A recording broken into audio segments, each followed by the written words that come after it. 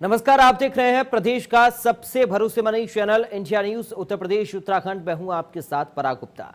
कानपुर के बिकरू गांव में एसटी शीटर विकास दुबे और उसके गुर्गों ने जो खूनी खेल खेला, उससे जुड़ी कड़ियों का हर गुजरते वक्त के साथ नया खुलासा सामने आ रहा है।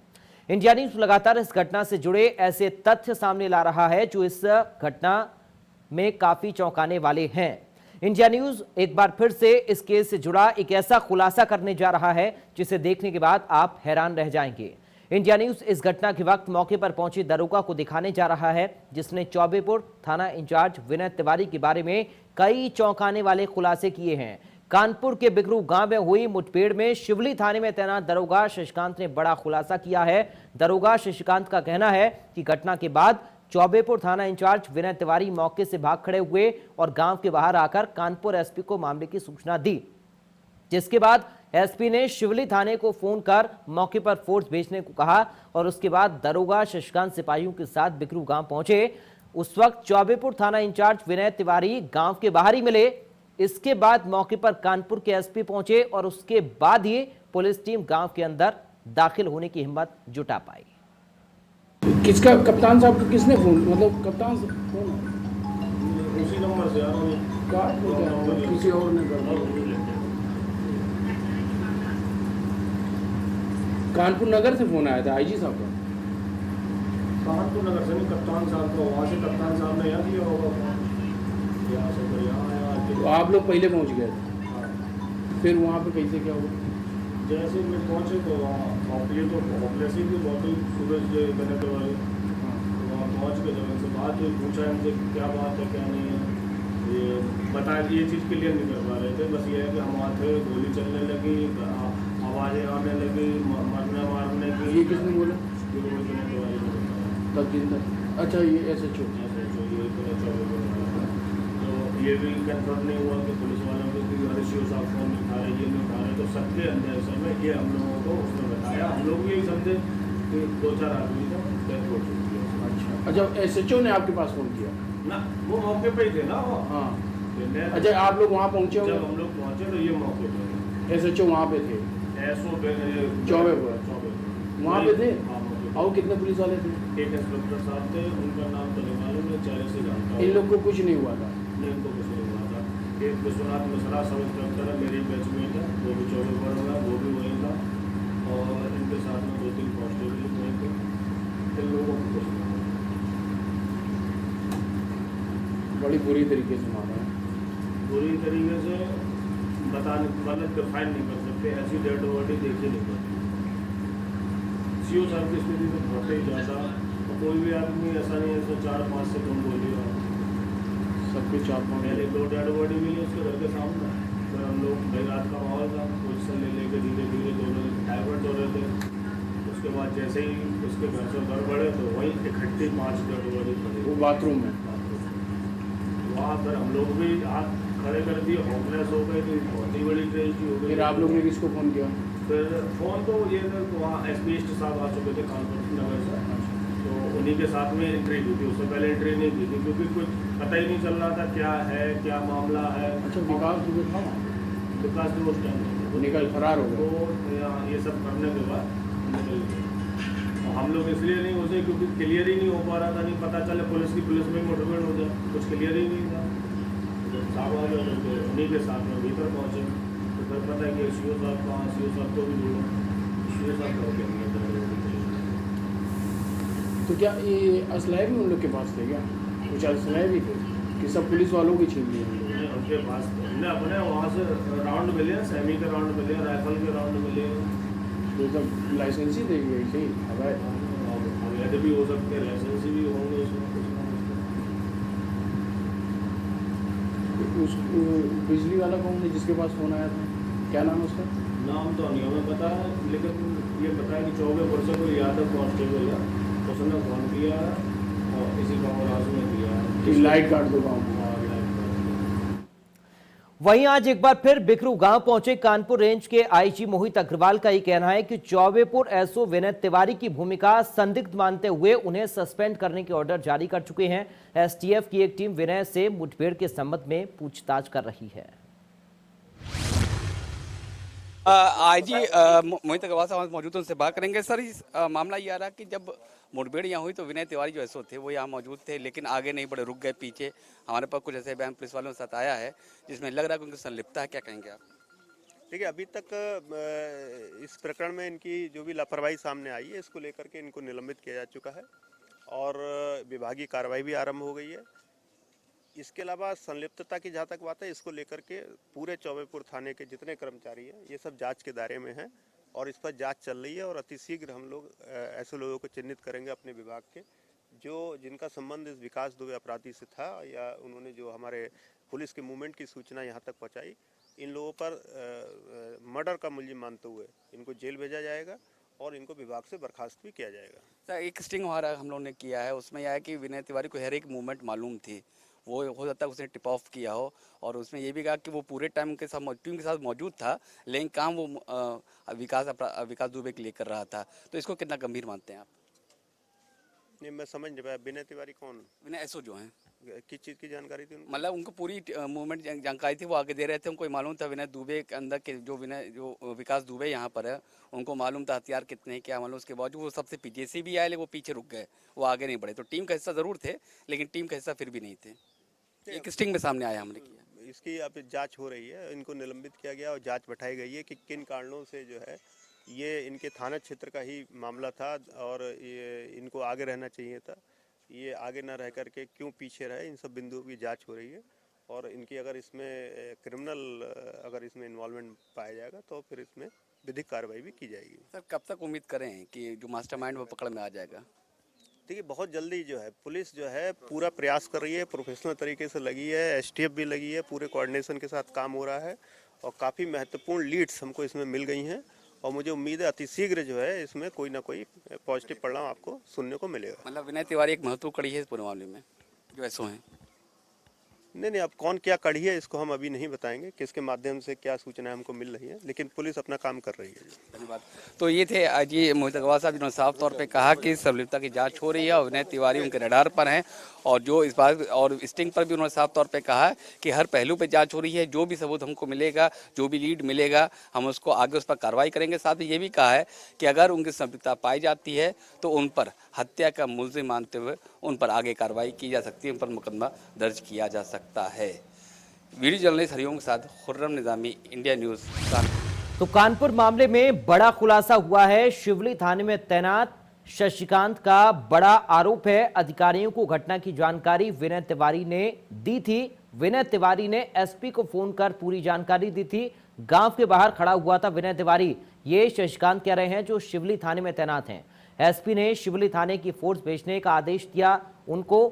एसपी के पहुंचने पर गांव के बाहर विनय तिवारी था और जब एसपी साहब वहां पर पहुंचे तब जाकर पूरा पुलिस अमला अंदर गांव के दाखिल हुआ और वहां पर जाकर ये देखा गया कि सब तरफ लाशें ही लाशें थी पुलिस कर्मियों की और विकास दुबे वहां से फरार हो चुका था अपने साथियों के साथ। नगर के चौबेपुर थाना क्षेत्र के बिकरू गांव में हुई घटना में एक बड़ा खुलासा हुआ है। ये खुलासा और किसी ने नहीं बल्कि शिवली थाना में तैनात दरोगा शशिकांत ने किया है। शशिकांत ने बताया है कि जब ये घटना हुई थी उसके बाद विनय तिवारी चौबेपुर एसएचओ ने गांव के बाहर आके आला अधिकारियों की पूरी घटना की जानकारी दी थी। वो गांव के अंदर नहीं गए थे, गांव के बाहरी रह करके उन्हें अधिकारियों को जानकारी दी थी कि ऐसी ऐसी घटना यहाँ पर हो गई है। उस घटना के बाद एसपी कानपुर ने कानपुर देहात शिवली में फ़ोन करके ये अवगत कराया था कि बिकरू गाँव में इतनी बड़ी घटना हो गई है। वहाँ पर पुलिस प्रशासन पहुँचे, तब शशिकांत दरोगा अन्य सिपाहियों के साथ उस गांव में पहुंचे थे जहां पर विनय तिवारी उनको मिले थे। एसपी के पहुंचने के बाद वो जो शशिकांत दरोगा हैं वो पुलिस प्रशासन के साथ गांव में अंदर जाकर के डेड बॉडी उन्होंने उठाई थी। तो उन्होंने जो ये खुलासा किया है, उन्होंने ये बताया है कि विनय तिवारी ही ने फ़ोन करके अधिकारियों को बताया था कि ऐसी ऐसी घटना हुई है। तो ऐसे में समझा जा सकता है कि उनकी संलिप्तता साफ तौर पर नजर आ रही है। कानपुर से सूरज सिंह, इंडिया न्यूज़। और मेरे साथ इंडिया न्यूज़ यूपी उत्तराखंड के संपादक अरविंद चतुर्वेदी जुड़ गए हैं फोन लाइन पर अधिक बातचीत और जानकारी के साथ। अरविंद जी, कुल मिलाकर सुई विनय तिवारी पर ही अटक रही है जो चौबेपुर थाने का इंचार्ज था।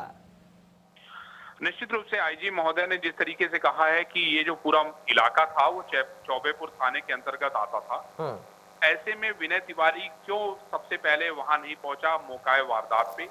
दूसरे सारे के सारे लोग जो है उसके घर में एंट्री करके गोलियां चला रहे थे, गोलियां खा रहे थे, लेकिन विनय तिवारी जो है वो जेसीबी के पीछे खड़ा था। वो इस बात का इंतजार कर रहा था कि कब वहां का पूरा मामला समाप्त हो और उसके बाद फिर हम अपने आला अफसरों को बताएं। जब अंदर से गोलियां लगातार चलती रहीं, विनय तिवारी अपने बहुत सारे साथियों के साथ बाहर खड़ा था। उसके बाद उसने एसपी को फोन किया और इस घटना की सूचना दी।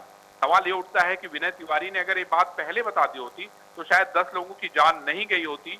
इससे ये पता चलता है कि विनय तिवारी के पास इस घटना की सारी सूचनाएं पहले से मौजूद थी। विनय तिवारी चाहता तो शायद 10 लोगों की जान बच सकती थी और विकास दुबे जैसा दुर्दांत अपराधी पुलिस के शिकंजे में होता। आज पूरा पुलिस प्रशासन उसको पकड़ने के लिए जुटा हुआ है, लेकिन अभी भी विकास जो है पुलिस के पकड़ से बाहर है। तो ऐसे में सबसे जो बड़ा रोल, सबसे जो बड़ा खलनायक दिखता है वो कहीं न कहीं विनय तिवारी और उसकी पूरी टीम दिखाई देती है। अरविंद जी, क्या माने हम कि कब तक खुलासा हो सकता है, क्योंकि विनय तिवारी से अभी पूछताछ कर रही है पुलिस? देखिए, खुलासे का इंतजार तो पूरा देश और पूरा प्रदेश कर रहा है। लगातार मुख्यमंत्री ने सभी अफसरों से कह रखा है कि हमें हर हाल में विकास दुबे जो है चाहिए। और उसके अलावा आप देख रहे हैं कि किस तरीके से माफियाओं की लिस्ट बनवाई गई है और उनके खिलाफ जोरदार तरीके से कार्रवाई की जा रही है। तो हमें थोड़ा इंतजार करना पड़ेगा। बहुत अहम कड़ियां जुड़ रही है और जल्दी ही विकास दुबे जो है वो पुलिस की पकड़ में होगा। चलिए, बहुत शुक्रिया आपका अरविंद जी हमारे साथ जुड़कर इस बातचीत के लिए। बात करेंगे अब औरैया की, जहां पर संदिग्ध कार मामले में बड़ा खुलासा हुआ है। रात 12:07 पर इटावा टोल से निकली थी ये कार। कानपुर देहात का इस कार का मालिक रहने वाला है। दरअसल मथुरा से औरैया होकर अपने गांव जा रहा था और रात से ही कार का मालिक अमित दुबे लापता बताया जा रहा है। मेडिकल और प्रॉपर्टी डीलिंग व्यवसाय से जुड़ा हुआ है अमित दुबे। उसके परिवार वालों का ये कहना है कि अमित दुबे लापता है, अपने घर नहीं पहुंचा है। अमित दुबे नाम इस कार के मालिक का बताया जा रहा है और ये कार इटावा टोल से गुजरी। ये तस्वीर दरअसल सीसीटीवी कैमरे की है जो टोल पर लगा हुआ है, वहां की ये तस्वीर अब सामने आई है और इसमें ये खुलासा हुआ है कि अमित दुबे जो शख्स है उसकी ये कार बताई जा रही है, लेकिन अभी उसका कोई अता पता नहीं है, वो लापता बताया जा रहा है। कानपुर देहात का ही रहने वाला है ये कार का मालिक। तो मथुरा से औरैया होकर अपने गांव जा रहा था, लेकिन रात से ही लापता है, उसका कोई अता पता नहीं।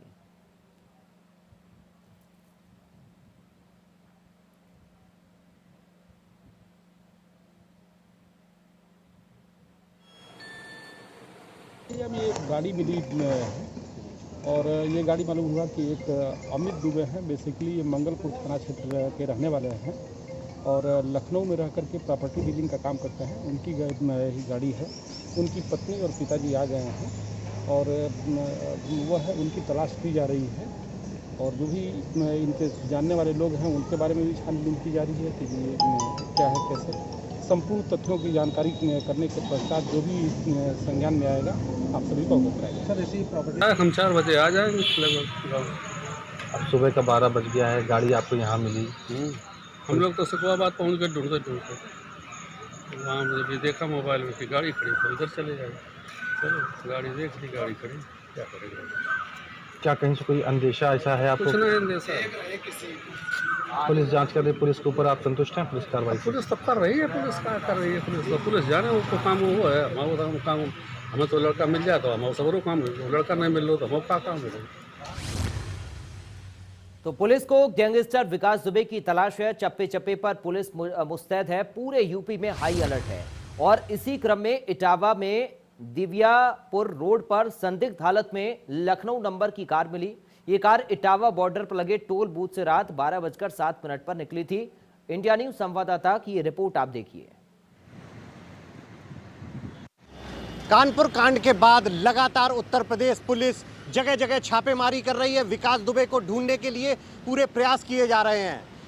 छोटे छोटे भी मामले जहां से भी इस प्रकाश में आते हैं, पुलिस उनको उन तारों से जोड़ते हुए देख रही है। आज औरैया जनपद में भी एक कार मिली है। उस कार की जानकारी मिल रही है कि वो किसी अमित दुबे की है, जो लखनऊ में विकास दुबे के घर के बगल का रहने वाला बताया जा रहा है। लगातार पुलिस उसके कनेक्शंस को खंगाल रही है। और सबसे बड़ी बात है कि जानकारी जो मिल रही है, ये जो टोल प्लाजा आप देख रहे हो, ये अनंतराम टोल प्लाजा है। रात 12:07 पर जो जानकारी मिल रही है कि रात 12:07 पर यहाँ से वो गाड़ी इको स्पोर्ट निकली थी, जिसको लेकर लगातार औरैया पुलिस के साथ साथ उत्तर प्रदेश सरकार, जो डीजीपी ने जो कमेटी बनाई है, पुलिस की टीमें बनाई हैं, वो भी लगातार उसको खंगाल रही है कि उसके कनेक्शन कहीं विकास दुबे से तो नहीं है। और सबसे बड़ी बात है कि यहाँ से वो गाड़ी रात निकल के गई है। और चूँकि जिस व्यक्ति की इस पर ड्यूटी थी रात में, वो 12 घंटे की ड्यूटी में इस समय अभी वो घर पे गया है, सो रहा है, तो उससे बात नहीं हो पाई है। लेकिन जो सीसी कैमरे में आप जो फुटेज देख रहे हैं, वो गाड़ी इसी टोल प्लाजा से होकर निकली है। ये जो रोड है NH2 है, नेशनल हाईवे 2, ये आगरा से इधर कानपुर होकर निकलता है। और रात को जब ये सीसी फुटेज जब आया है, तो उससे ये बात पता चली है कि इस टोल टैक्स से होकर ही गाड़ी निकली थी। इंडिया न्यूज़ के लिए इटावा से अमित मिश्रा की रिपोर्ट। तो चप्पे चप्पे पर विकास दुबे की तलाश है। लावारिस हालत में खड़ी मिली 3 लग्जरी गाड़ियां। जय वाजपेयी ने दूसरों के नाम पर ये गाड़ियां ली हुई थी। जय ने कहा कि कारोबार के चलते दूसरों के नाम पर गाड़ियां ली हैं। क्या विकास दुबे का क्या कनेक्शन है इसके साथ, ये भी सवाल बना हुआ है। और अब पूछताछ जारी है। पूछताछ से बचने के लिए विजयनगर में ये गाड़ियां खड़ी करा दी थी। तो जय ने कहा कि कारोबार के चलते दूसरों के नाम पर गाड़ियां ली हैं। जय का विकास के साथ क्या कनेक्शन है, ये भी सवाल है। आखिर कहां विकास दुबे छिपा हुआ है। चप्पे चप्पे पर विकास दुबे की तलाश जारी है। पूरे उत्तर प्रदेश में हाई अलर्ट है। लावारिस हालत में 3 लग्जरी गाड़ियां खड़ी हुई मिली हैं। जय वाजपेयी ने दूसरों के नाम पर ये गाड़ियां ली थी।